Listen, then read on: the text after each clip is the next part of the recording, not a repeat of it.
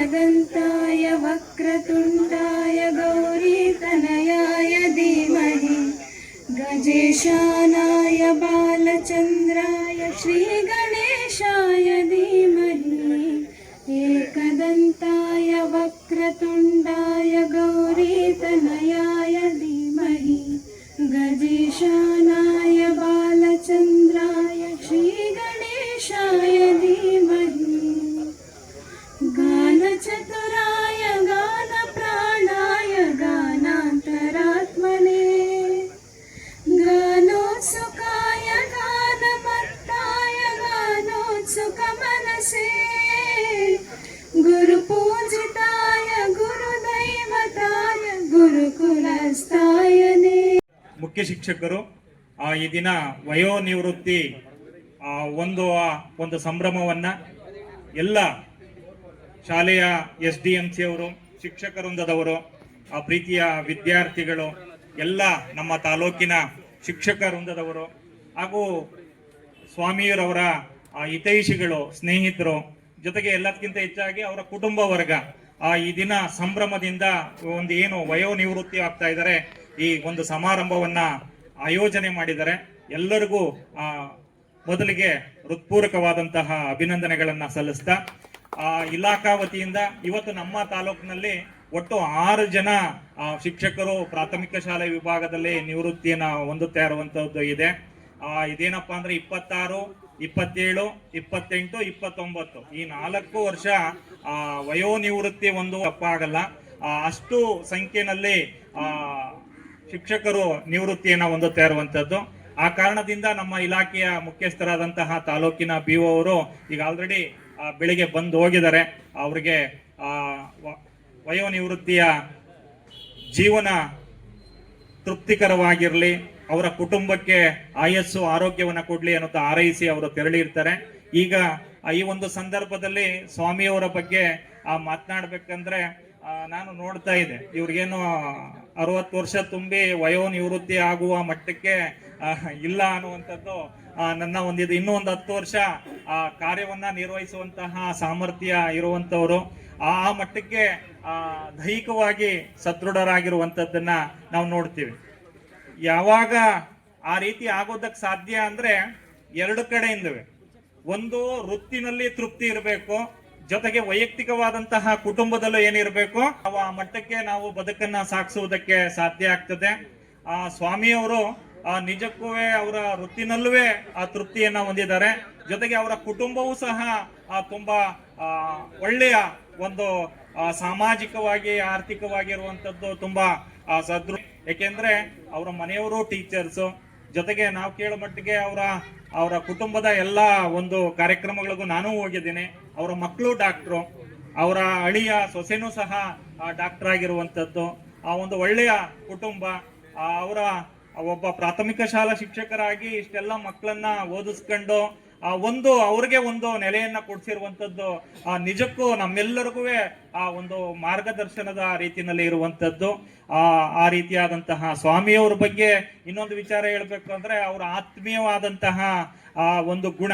ಅವ್ರು ಯಾರೇ ಬಂದ್ರೂ ಆತ್ಮೀಯವಾಗಿ ಆ ಶಾಲೆನಲ್ಲಿ ಬರಮಾಡ್ಕೊಳ್ಳುವಂಥದ್ದು, ಸಿಕ್ಕದಂತ ಸಂದರ್ಭದಲ್ಲಿ ಒಳ್ಳೆಯ ರೀತಿಯಲ್ಲಿ ಮಾತನಾಡ್ಕೊಳ್ಳುವಂಥದ್ದು, ಸ್ನೇಹ ಜೀವಿ.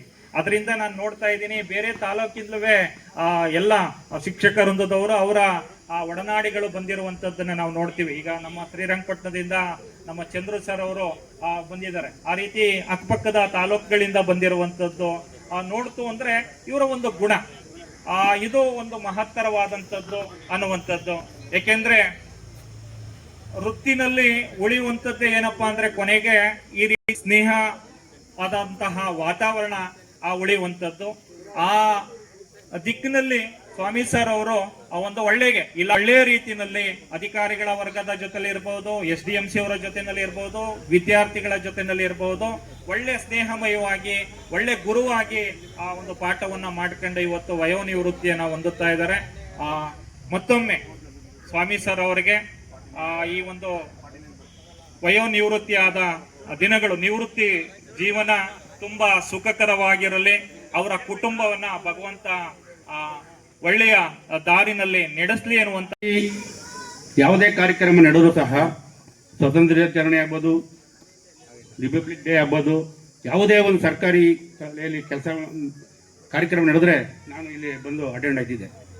ಅವರ ಒಂದು ಇಂಟ್ರೆಸ್ಟ್ ಏನಿತ್ತು ಅಂದರೆ ಏನಾರ ಮಾಡಿ ಸರ್ಕಾರಿ ಶಾಲೆನ ಉಳಿಸ್ಬೇಕು, ಮಕ್ಕಳನ್ನ ತಂದು ಇಲ್ಲಿ ನಾವು ಶಿಕ್ಷಣ ಕೊಡಬೇಕು. ನಾವು ಬಂದು ಇಲ್ಲಿ ಭಾಷಣ ಮಾಡುವಾಗ ಕೆಲವು ಮಕ್ಕಳು ಎಷ್ಟು ಬ್ರಿಲಿಯಂಟಾಗಿ ಇಲ್ಲಿ ಹೇಳ್ತಿದ್ರು ಅಂದರೆ ನನಗೆ ಆಶ್ಚರ್ಯ ಆಗೋದು. ನಮ್ಮ ಮಕ್ಕಳು ಮೊಮ್ಮಕ್ಕಳು ಕಾನ್ವೆಂಟ್ ಓದ್ತಾವೆ ಅಲ್ಲಿ ಮೊಮ್ಮಕ್ಕಳುಗಳು, ಅವ್ರಿಗೆ ಇವರು ವಿಚಾರನೇ ಗೊತ್ತಿಲ್ಲ. ಅವ್ರಿಗೆ ಬರೀ ಇಂಗ್ಲೀಷಲ್ಲಿ ಏನೋ ನಾಲ್ಕು ಮಾತು ಮಾತಾಡ್ತಾರೆ. ನಾನು ಇಲ್ಲಿ ಭಾಳ ಆಶ್ಚರ್ಯಪಟ್ಟೆ. ನಮ್ಮ ಸ್ವಾಮಿಯವರು ಶಿಕ್ಷಕರು ಆ ಮಕ್ಕಳಿಗೆ ಒಳ್ಳೆ ತಿಳುವಳಿಕೆ ಕೊಟ್ಟವ್ರೆ. ಎಲ್ಲದರಲ್ಲೂ ಅಷ್ಟೇ, ಯಾವ ವಿಚಾರದಲ್ಲಿ ನಾನು ಇಲ್ಲಿ ರಿಪಬ್ಲಿಕ್ ಡೇ ಬಂದಾಗ, ಸ್ವಾತಂತ್ರ್ಯ ದಿನಾಚರಣೆ ಬಂದಾಗ ಅವರೆಲ್ಲರೂ ಪ್ರಶ್ನೆ ಮಾಡ್ತಾ ಇದ್ದಾಗ ಮಾಡ್ತಾಯಿದ್ರು. ಅವರು ಮನೆಗೆ ಹೋಗಿ ಮಕ್ಕಳನ್ನ ಕರ್ತವ್ಯ ಸರ್ಕಾರಿ ಶಾಲೆಗೆ ಬಂದು ಸೇರಿಸಿ ಅಂತ ಹೇಳ್ತಿದ್ರು. ನಾವು ಅವ್ರ ಜೊತೆ ಕೈ ಜೋಡಿಸ್ತು. ಏನೋ ಈ ಸಮಾಜದ ವಿಪರ್ಯಾಸವೋ ಇದು ತಪ್ಪು ತಿಳುವಳಿಕೆಯೋ ಇಲಾಖೆ ಬಿಟ್ಟು ಯಾವುದೋ ಒಂದು ಪ್ರೈವೇಟ್ ಸ್ಕೂಲಲ್ಲಿ ಮಕ್ಕಳನ್ನ ಓದ್ತಾ ಇದ್ದಾರೆ, ಅದು ಮುಂದೆ ಯಾವ ರೀತಿಯ ದುಷ್ಪರಿಣಾಮ ಬೀರೋದೋ ಈ ಸಮಾಜಕ್ಕೆ ಅನ್ನೋದೇ ನಮಗೆ ದೊಡ್ಡ ಆತಂಕ ಆಗಿದೆ.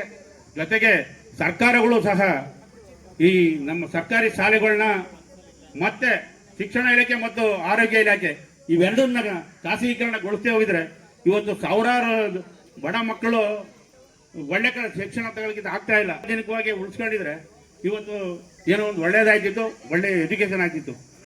ಶಾಲಾ ಅವಧಿ ಆಗ್ಲಿ, ಶಾಲಾ ನಂತರ ಆಗ್ಲಿ ಎಂದೂ ಕೂಡ ಅವರು ಆಗದಂತೆ ನಡ್ಕೊಂಡಿದ್ದಂತ ವ್ಯಕ್ತಿ ನಾನಾದ್ರೂ ನೋಡಿದ್ದೀನಿ. ಯಾಕೆಂದ್ರೆ ನಾನು 5 ವರ್ಷ CRP ಆಗಿ 8 ವರ್ಷ IERT ಆಗಿ BRC ಯಲ್ಲಿ ಕೆಲಸ ಮಾಡುವಂತ ಸಂದರ್ಭದಲ್ಲಿ ಅನೇಕ ಬಾರಿ ಅವರ ಶಾಲೆಗೆ ನಾನು ಭೇಟಿ ಕೊಟ್ಟಂತ ಸಂದರ್ಭದಲ್ಲಿ ಅವರ ಒಂದು ಸೇವಾ ಮನೋಭಾವನೆ, ಸೇವೆಯಲ್ಲಿ ತೊಡಗಿಸ್ಕೊಳ್ಳುವುದು, ಮಕ್ಕಳ ಜೊತೆ ಅವರ ಒಡನಾಟ ಎಲ್ಲವೂ ಕೂಡ ಬಹಳ ಖುಷಿ ಕೊಡುವಂತ ವಿಚಾರಗಳನ್ನು ನಾನಾದ್ರೂ ಈ ಸಂದರ್ಭದಲ್ಲಿ ನೆನ್ಕೋತೀನಿ ನಿಜವಾಗ್ಲೂ. ಯಾಕೆಂದ್ರೆ ಖುಷಿ ಕೊಡ್ತದೆ.